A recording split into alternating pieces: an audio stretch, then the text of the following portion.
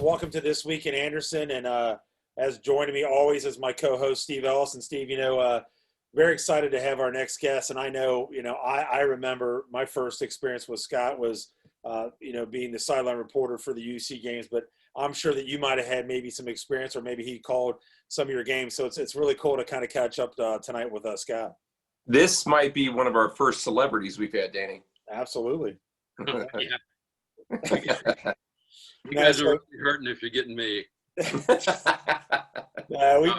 Scott, we really appreciate you taking the time to join us. And as we said, Scott Springer joining us. And Scott, it's really kind of cool. I like doing a lot of this stuff that you kind of do, but I've never got into the aspect that you did. But first, before we get into all that, let's talk a little bit about you.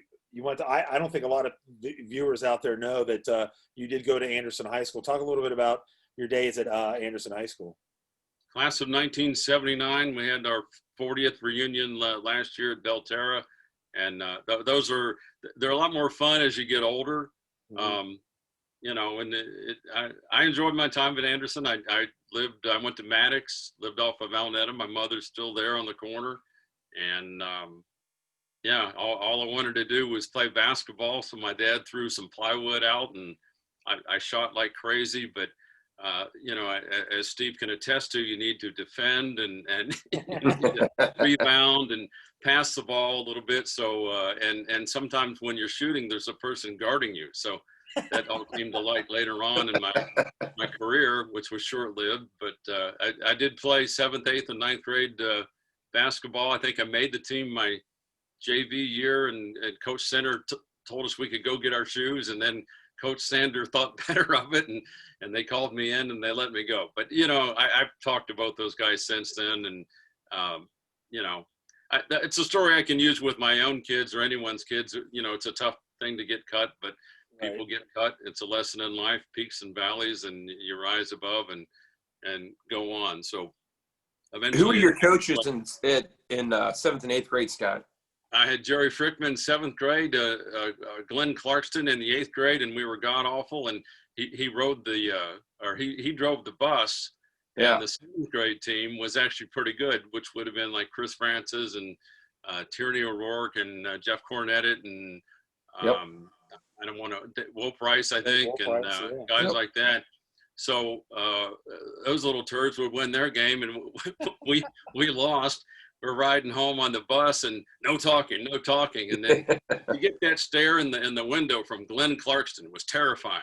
Yeah. Then you had to sing the alma mater, even though you got drubbed as you're coming around the corner. And I think Brad was on that team too. I think he was. Brad was on the 7th grade team. Yeah. So he was having fun, and I think all the cheerleaders started going out with all the 7th grade guys because they were winning. Us losers had no dates. But it got better. Our freshman year, we go over in this one school, and with Mr. Carr. And somehow I made that team and rode the pine next to Mr. Carr quite a bit. But we had a really good team, and that was Jim Whitesides, and actually a guy named Mitch Adamick, who I think went on and really had a heck of a career from what I'm told. And Rick Haynes was on the team, but he got bumped up to JV, which was really unheard of back then. That's how good he was. So that's with the one school and all the guys there. So yeah, across the way, I'm looking over at Mark Reed and Rick Becker and Elliott and all those guys going, what are these guys, 30? They had beards. It was the 70s. They had all this hair. And, I'm a scrawny 120-pound freshman just running up and down, scared to death. So your freshman year, it was all one school before Turpin opened? Right. My wife went to Turpin and was actually in class with me in the 6th grade at Anderson Middle School and in the 9th grade at Anderson High School, and I never knew her. That's how big the school was. Right.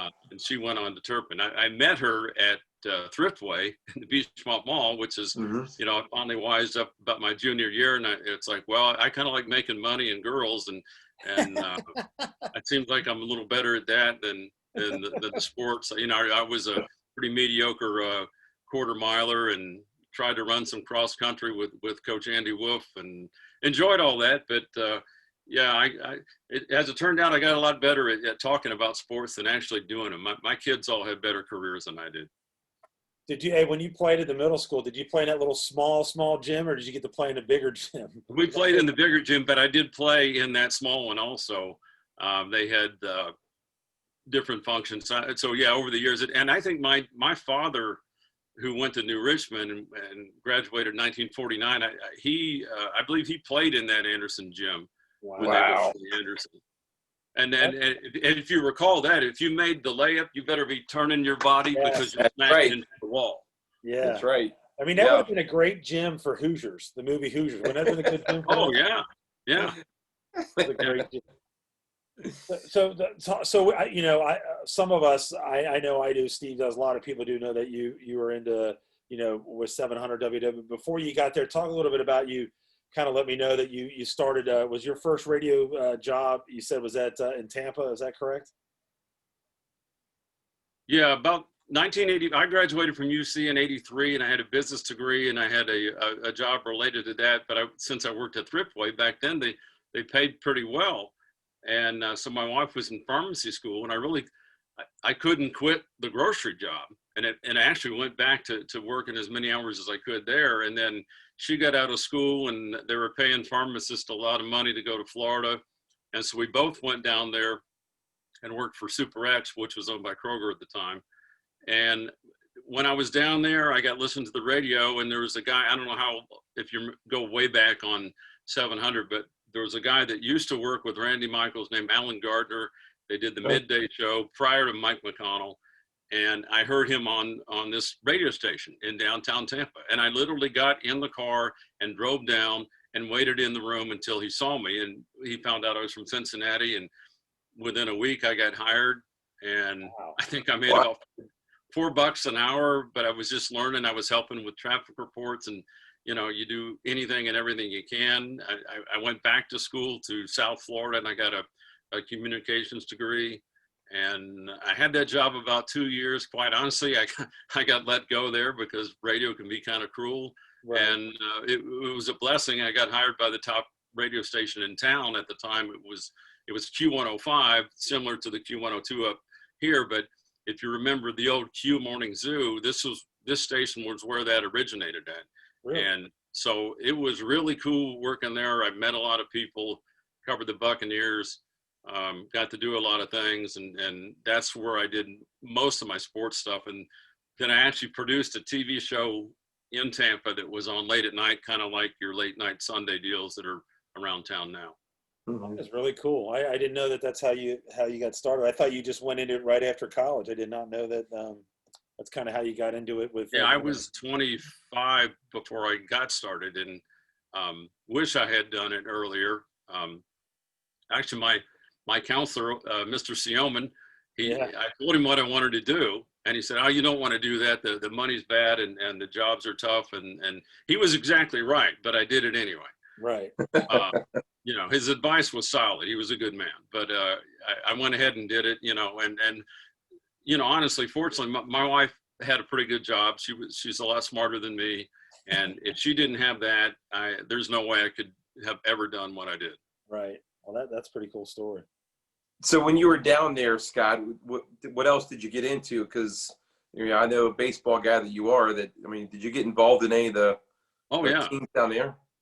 Yeah, well, I covered spring training every year, and actually the year that Pete got into trouble, I got hired by UPI and somebody else. They were just paying me money to go hang at the ballpark. It's like, well, really, this isn't work, you know. And actually was doing my radio job.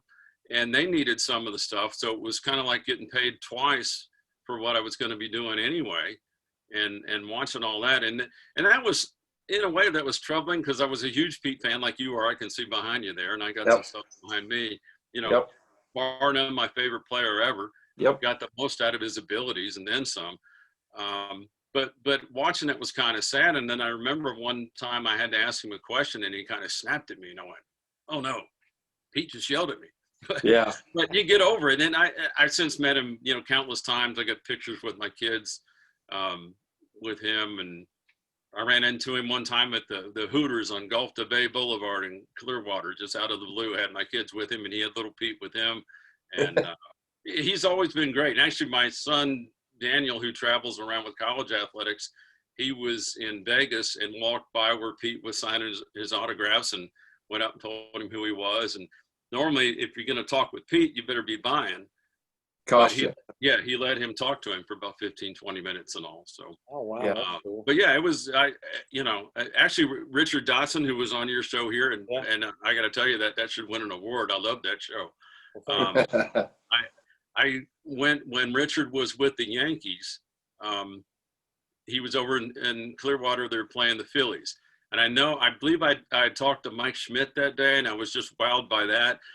Then I went into the Yankees clubhouse. Well, there sits Richard Dotson on the training table. So this is kind of the tail end of his career. If I go up to him, Rich, I went to Anderson. I was on the freshman team, giving him my story and all that.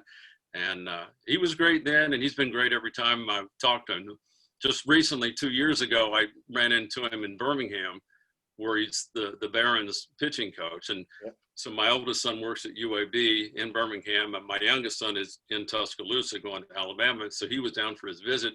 We went to a game, got to talk to him there. So that's cool. Yeah, but you're always still in all of those guys that were seniors when you were freshmen, all those guys. Every time those reunion games they've had at Anderson, I was involved with a couple of those. The early ones were just, I loved them because, here are all these guys coming back and shooting the ball around. And, Coender came back, Coach Center, and Dan Bartholomew actually switched over and had his yellow turpin stuff on.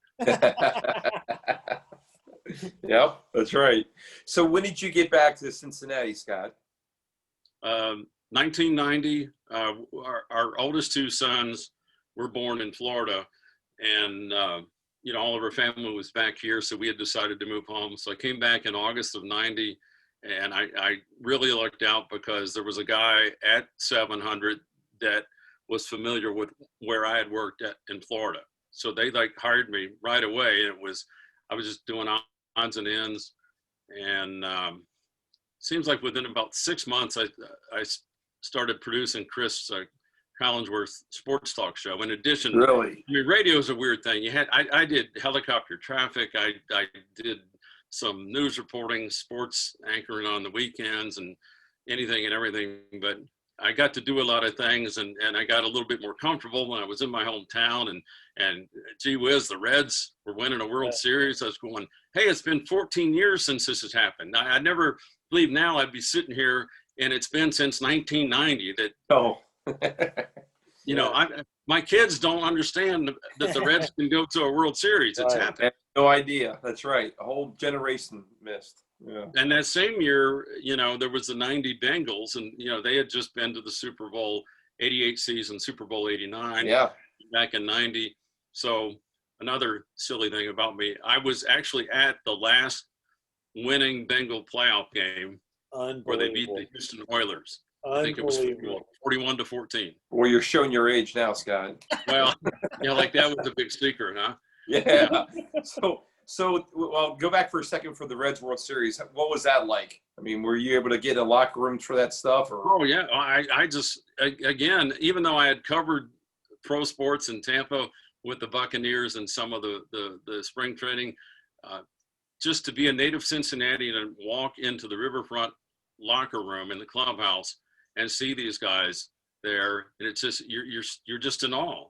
Well, now, you eventually get over it, but initially you're in awe. It's like you're doing what you wanted to do your whole life, right? And some of the things you see, it's just I can remember Nuxall sitting at he'd be sitting there, he'd throw his BP and just sit there at his place and hold court, and then after games, I know one time I was this isn't really weird, but I mean. I was still young and naive, and there's Eric Davis, who was my age, but he was after a game, and he's sitting there having a beer and a cigarette. And you're going, wait a minute, you're an athlete. You can't be doing that. Not like we've ever, Right. Any softball game we've played. Yeah. But, that's right. That's funny. I did 91 or 2, the infamous Rob Dibble, Lou Piniella fight. I was standing right there. No way. Oh, yeah. Lou was, I think Chris and I had gone in to record Lou's show that Chris did with him. It was called Touching Base with Lou Piniella. So we would go record it, cut it up. Lou had said something about Dibble. Word gets out to Dibble, and I just remember that was crazy. And Lou put his head down and just like a bull started running at him, and it got broken up pretty quick. And they both joke about it now if you hear them talk. But I've seen those interviews. Yeah. Yeah, that was a crazy day in there. I think I watched that, and like, I don't know if it was Bip Roberts or somebody was like, had a confused look in their face, like, what the heck is going on here? Yeah, I don't know. It was, I think Lou was telling him, you want to be a man? Come on, you know. Yeah, that's right. Lou was a hothead. I mean, he, as you know, I mean, he was hysterical. I mean, he was worth the price of admission to watch him kick and throw bases and kick dirt, but he would get mad. And he would calm down. And he's really an intelligent guy. Yeah. You know, it's, you know, you wish he would have hung around here, but he went to the Mariners in '93. I know. You know, it's like eons ago that Lou Piniella was around. Yep. And, so after you did you know, that with the Reds and everything. Well, Steve, I think you had something. Didn't you have something to him with Pete though too? You would say something to him about Pete? I can't. Well, no, we kind of covered it, Danny. Okay. Yeah, I mean, I covered Pete during what happened to him in Florida. So '88. Actually, I remember having to go on the air when it came out back in Cincinnati that he was getting suspended. And so we had to cut in and say Pete Rose suspended from baseball, which is really tough for a native Cincinnatian to say. And the funny thing was the song that was playing right before I went on was "End of the Innocence" by Don Henley. Oh, yes. How weird. Yeah. No, that is weird. Well, yeah. I'm sure yourself, Sky. Nobody could believe it, or nobody wanted to believe it. You know, and then when they said 1 year, you're like, okay, boy, that'll really stink that Pete's got to sit out for 1 year, and here it's been 31 years or whatever, that he's been out. Well, yeah, and now it's just gotten kind of silly because of the gambling is widespread. There's sponsorships. Right. Gaming is taking off in everything. Correct. College games are being played in casinos. Right. Just what's the harm in letting him and Shoeless Joe back in? Right. So they violated a rule. I don't know. I think society needs to be a lot more forgiving than they are sometimes. Let me ask you this real quick, Scott. Do you think that if he would have, not that anybody or the Reds would have done this, but do you think that if they would have said, we'll let you back in baseball, but you can't manage, you think he would have gone for that? I don't know. I've heard him say probably no, because I think he really wanted to manage, and he still likes to instruct. Yeah. Christian Yelich, there was an article not too long ago where Pete was watching him, and I think Pete had a lot to offer kids in terms of absolutely talent. It's just a shame he couldn't have been used. And I will say, and knowing what I know now about the case, I was awfully mad about what Bart Giamatti said then.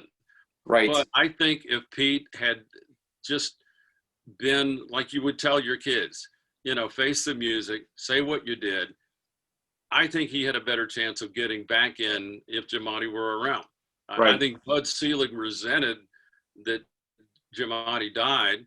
Correct. And held that against Pete, and that was just. And Fay Vincent can't stand him either. Fay Vincent, him and John Dowd, you would think Pete's the Antichrist or something. I mean, he's a ball player who made a mistake. Not on number watch. They weren't going to let him back in. Yeah, you're right. You're right. Now, so Scott, we talked about a little bit earlier that what I remember is listening to you as a sideline reporter for UC football games. I think you said you did that for 14 years. Talk a little. I mean, I know just dealing with it on the side of just dealing with high school coaches and not the college. A little bit of the college, Steve maybe, but interviewing them at a time either like at halftime or at the end of the game when their emotions are pretty raw. Was that a pretty tough thing to do, meeting the coach? Because I thought you did it at halftime as they were coming off the field. Did it halftime and then after the game. And yeah, it depends on how the game's going. But yeah, it's right. You got to be kind of quick and concise and all that. But you watch games now, and who do you see on the sidelines? And this is not meant to be a sexist comment, but it's accurate and just the truth. You see women who more often than not are pretty good looking, and because generally a coach will have enough manners to not be rude to a woman and will stop and answer the question. Yeah. Whereas with a guy, they'll run right by us and blow us off. So, you know, let's be honest, the girls are very good looking and very good reporters. They're outstanding women that have done a great job. But that's why that has taken off. You know, I'm not very pretty. They're not going to put me on TV. And Rick Minner has walked by me, and so did Mark D'Antonio and a bunch of them. But radio-wise, I really enjoyed it. It was probably the most favorite thing I ever did, because it was just, I enjoy being on the sidelines, watching the games from that level, from that venue, and hearing the emotion and hearing the strategy and seeing players talk and just so many things that you pick up there that you don't see from your couch. And when there's an exciting win, I mean, watching UC beat Wisconsin when they had Ron Dane, and the week before they had just lost to Troy State, who was not even a Division I program at the time. And I think UC was a 40 or 50 point underdog to Wisconsin, and they beat them. Right. Wow. And then it took the goalpost down, and I've got part of one in my I love it. Yeah. So when was your did you get the Brian Kelly era, or no? Or were you? Yeah, the last game I did would have been the Birmingham Bowl under Brian Kelly. So I did about 2 seasons with Brian Kelly. And then that was kind of coincided with the end of my career, because sometimes you get old and make too much money, and you got to do something else. Yeah. So and then I believe also, not only did you do you do UC basketball too as well? I covered a lot. I did go to the Final Four in Minneapolis, and we did the sports talk show there, and so that was you know, UC against the Fab Five, and Yes. Bob Knight and Duke, and covering those press conferences and just watching all those guys come in. You know, when you watch the Fab Five documentary, I have a much more appreciation of them now than I did then. I mean, then it was like, oh, these guys are bad. They're just nasty. They were good players. They were very good players. Your trivia is Terry Nelson had the first bucket for UC on a steal and a slam dunk. Wow, there you go. Is that right? Hey, so you had the privilege of, you had a Lou Piniella and you had a Bob Huggins. So what was that like? I mean, like, did you like one or the other, or were they both pretty much? I liked them both. Like after football games, we used to do a post-game show over at Martino's on Vine. Mm-hmm.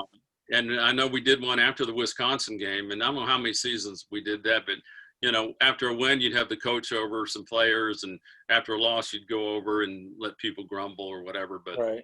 So I would have to walk back to the old Daniels lot, if you remember that. Mm-hmm. That's where I parked. Well, Coach Huggins had some friends, and they liked to fish, and they liked a few beverages with their fish. And back when you couldn't tailgate, he could, because he was Bob Huggins. Right. And so I remember walking back to my car, and I sit down, and hey, Scott, you want to come over? He goes, we just caught some perch up at Lake Erie. Here, let me fix you a sandwich and grab you a cold beer. And he did. Coach Huggins would get up, make you a sandwich, get you a drink, and, you know, how do you turn that down? That's right. The fiery side of Bob Huggins is certainly there, but there's a pretty decent guy there that you get glimpses of that I've seen after games. You know, you see, well, I mean, heck, Eric Martin ran off the bench. Yep, took his uniform off. Yeah. And Eric Martin now coaches with Bob Huggins at West Virginia. Right. Yep. And I've seen players hug him, all that type thing. And then when West Virginia was in the Final Four and his player was down, I think that was more Bob Huggins there. So again, not a perfect guy, has his flaws, certainly well publicized, but is he good at what he does? Yeah, he's pretty good. Have you ran into Huggins or Piniella at any point since you last saw him? Or? I've interviewed Piniella 3, 4, 5 times over the years. I know when he was with the Rays, and at least one other time. He's very polite, called me sir. It's like, what are you doing calling me sir? You're older. I should be calling you sir. Wow. Yeah. And then Coach Huggins, I've only seen maybe once or twice. Not much since he left. I mean, I've been at the night they brought him back, I was covering the UC game for the Enquirer. But you're so caught up in the game coverage and all that, you can't really break away and go say, hi, Bob, and all that. So I've not really seen him as much, but yeah, I mean, I don't root for West Virginia over UC anytime, yes. But I mean, when West Virginia is on, I do pull for him. And look, he knows a thing or two. I mean, look who's got playing for him. Miles McBride at Moeller. Yep. Was recruited by who around here? Yep. I don't think anyone. He's not. But he's at West Virginia and starting. Right. And he started at Moeller, and Moeller's had some pretty good kids, and yep. That's a swing and a miss here by UC, Xavier, Miami, whoever else. Right. Right. Yep, you're right. So after UC, Scott, I don't know if there was something in between, but you got into some of what you're doing now with high school sports and reporting on is it all sports or is it just basketball, football? What is it you do for high school sports now? Well, we do a little bit of everything, but naturally the football kind of drives the ship, and then basketball, right. And in the spring, some baseball. I'm a baseball fan. My kids played, but right. Softball. Softball is a game I've started to enjoy. My neighbor, Ellie Caldwell, by the way, just made the Army's team. Yeah, saw that. Her dad's a West Point guy, and she went to West Point and walked on the team and made it. So I've got to watch some softball games, and since I didn't have girls, I found it interesting. Right. Just the fast-paced and the small ball and the fundamental things and the slapping and the speed and baseball. I kind of argue with my own kids on this now, where they train the kids to take these big uppercuts and try to knock everything out. It's like, well, can we just get on base? I mean, heck, I'm looking at the Reds averages right now. It's like they're in the playoffs. You don't have a 300 hitter. Right. And your best regular hitter is a shade over 250. I mean, talk to the hit king about that. Exactly. Did you see that the Reds had more walks than singles this year? Yeah. And they're in the playoffs. Wow. Go figure. Yeah. I'm glad they're in. I'm excited. Let's go Redlegs. Yeah. Yeah. No kidding. So in the high school part of it, I mean, I'm sure you get to cover a lot of big games that go on, and you do a show too, I believe, don't you? You're a podcast. Yeah. Well, with COVID, we did bring kids into the studio each week last year. And so each week we have a football team, a basketball team, and a couple players in, and those were fun. And so that was more professional looking. Now we're just kind of doing what we're doing now, a Zoom thing where we pick games. Mm-hmm. And I've done a couple interviews with some coaches this way, but it's fun. I mean, I enjoy, I can get into a good game of cornhole if I'm bored. I mean, if you're at an event and you're watching something, it's like, right. It's not like I'm filling out reports or anything, just mind numbing like that. I'm watching a ball game. So, one of these days I'll get a job and amount to something. I don't know. I love what you do, man. You do a great job. You really, really do. I look forward to looking at your articles and all the things that you do. I mean, obviously I follow you on Twitter, and you really do a great job, Scott. Well, I monitor USBN also because every game I'm at, I'm covering, but I need my Anderson score. And one of my sons does coach. It's not like he's going to text me during the game. That's true. I love it, though. That's awesome. So I keep up with the updates and see how they're doing. They took it on the chin last week. I think they'll make it up this coming week, though. I think so. I think they'll be good this week, I think. So speaking of Anderson football, let's talk a little bit about your family and your kids, Scott. You had I think 4 boys that went through Anderson, and one of them, Travis, who's coaching both football and baseball, I believe, and he's involved in other things going on here. Talk about your kids and your family. Well, they're 06, 08, and then 16 and 18, because God has a sense of humor, and we thought we had 2 boys, and then suddenly at age 36 we had another boy, and at age 38 we had another boy. Wow. But I mean, they're all blessings. It's been wonderful. I got to be a dad a second time. I maybe got a little bit better at it. I'm not sure. I went from the youngest parent to the oldest parent.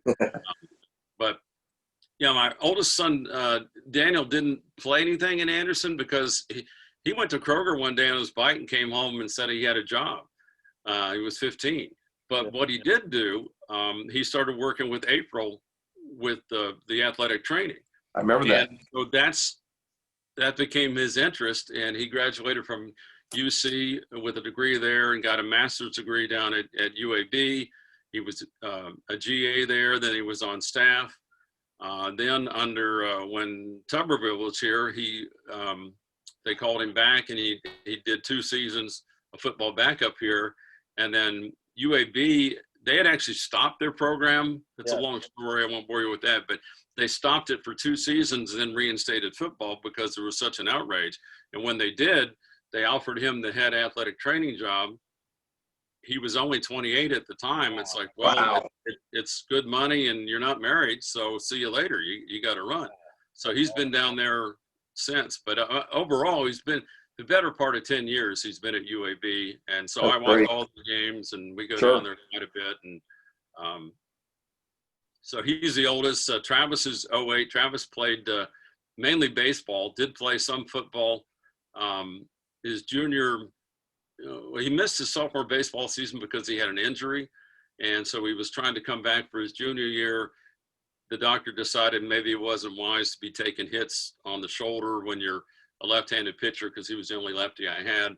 And by the way, they're the most stubborn ones, and he can vouch for that. And if you talk to him now, but yeah, he was a pretty good pitcher. I mean, he threw some junk, but stubbornness helps out. He just never cared about anything, and so he was good on the mound and flipped the ball around, and he knows his game. I mean, he knows his X's and O's, and I think that's why he's helped out football wise, and he's varsity pitching coach. And yeah, I had a great time watching him. It's tough being a pitcher's dad though, because when things are good, you can walk around, but they start to get shelled a little bit, and then you want to move further out to the outfield. Then Lucas was 2016, and he played baseball and actually went on to Heidelberg and played baseball there. Nice. Sadly, his season ended. We were in Florida watching him in March, and it just all this went down. And well, that's your senior day, and that's that. And then he didn't get to walk. He didn't get a graduation ceremony. So he's in that category with a lot of kids that have suffered and had to deal with some things that you and I didn't have to deal with. And then Aaron was a 2018, and he also played baseball. He's the quietest one. He's my tallest son. He's a little bit taller than me. Really good grades. He's an actuarial science major. I think his GPA at Anderson was like a 4.7, which wow. I'm not sure if I got half that. I mean, I struggled for every C I had. And whenever they built that hall of mediocrity there, I'll have a dark dingy corner and a plaque.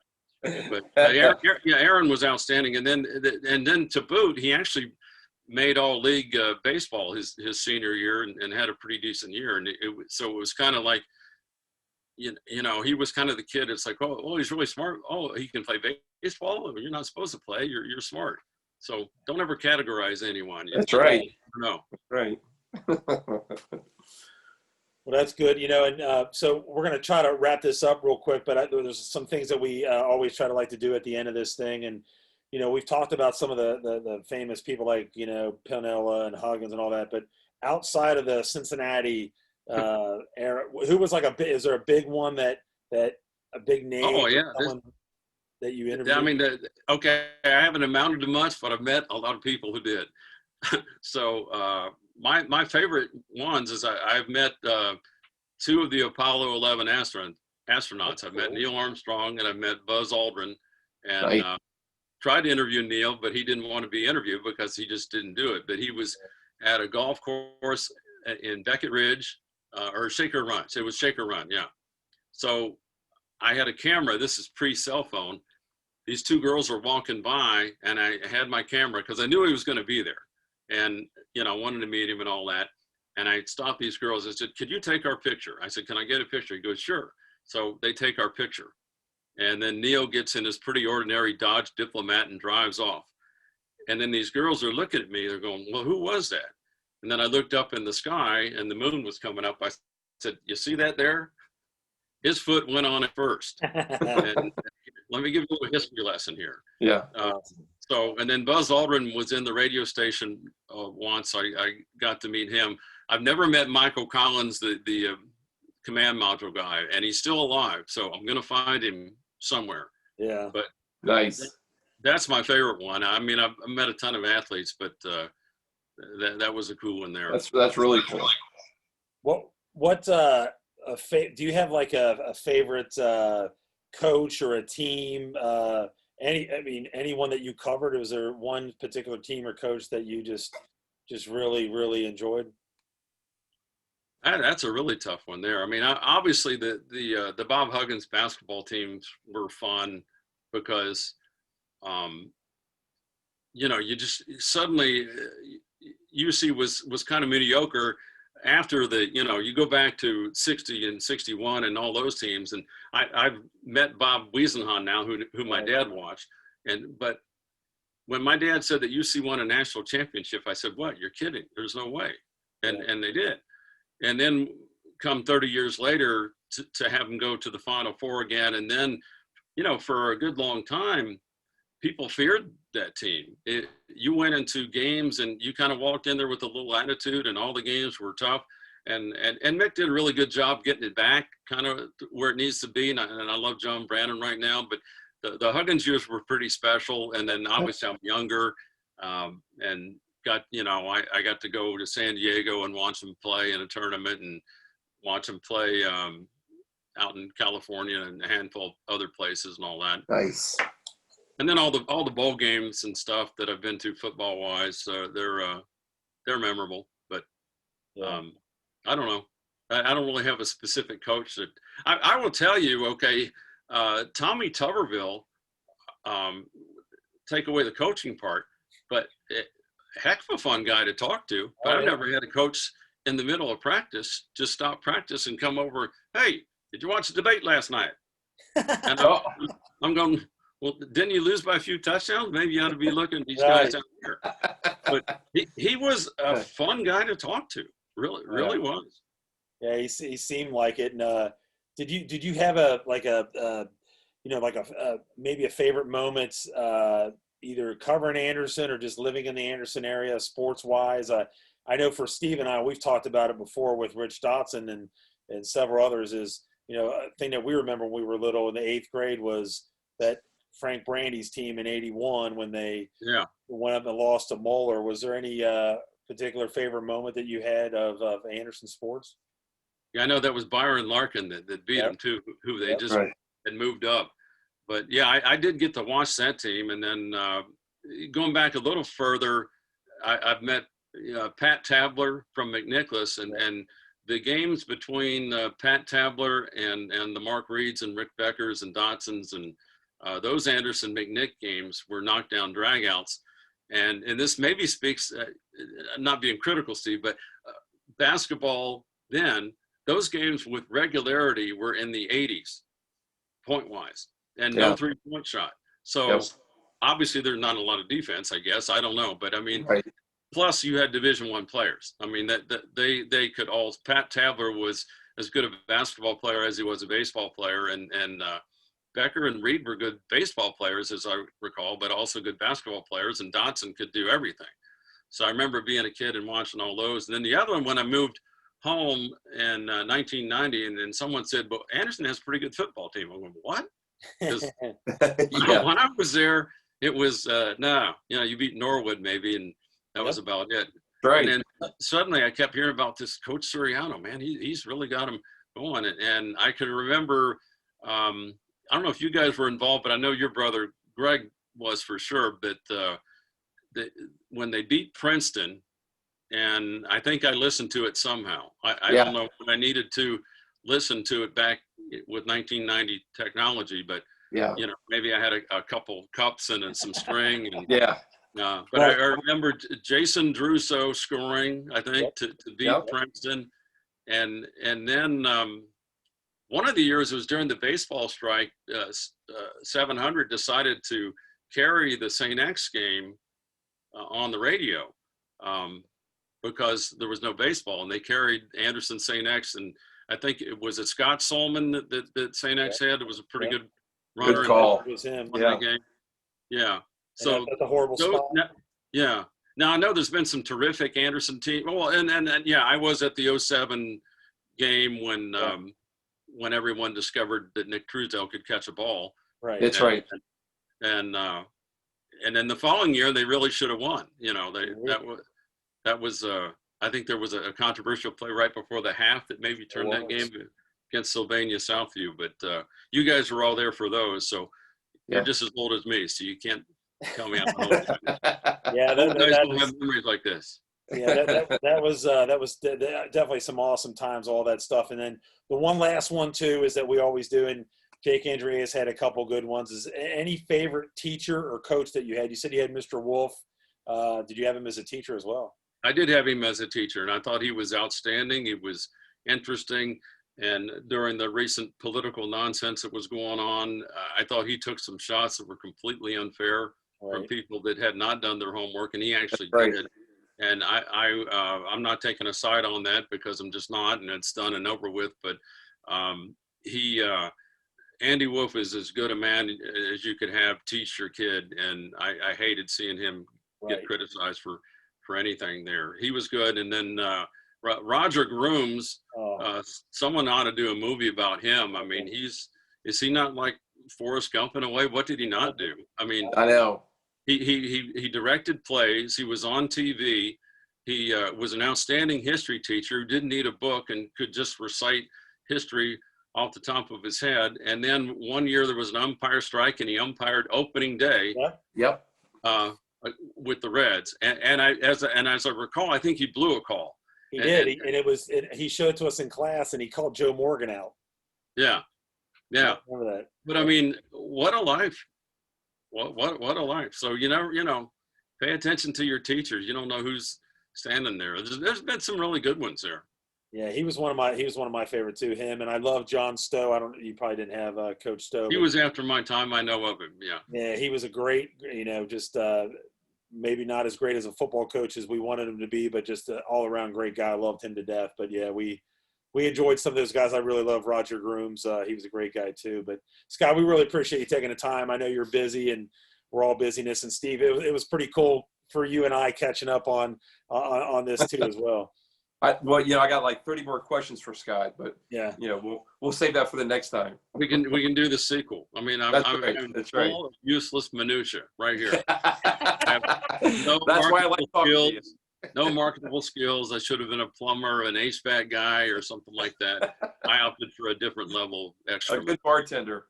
Scott, I've always enjoyed you, and I loved when you did the UC games. And like I said, we still follow you a lot, and really appreciate it. Now we'll just have to get you to come out and cover UC Claremont basketball, and we got it. You got it in with Steve right now, so you can get a really good interview if you want. He won't be hostile to you, I promise. I heard Chuck's chairs and everything up there. Yeah. In the Ellis bubble. That's right. Ellis bubble. That's right. Well, we appreciate it, Scott. So we're going to go ahead and wrap it up here. So for Steve Ellis, Scott Springer, Dan Everson, you're watching This Week in Anderson. We'll catch you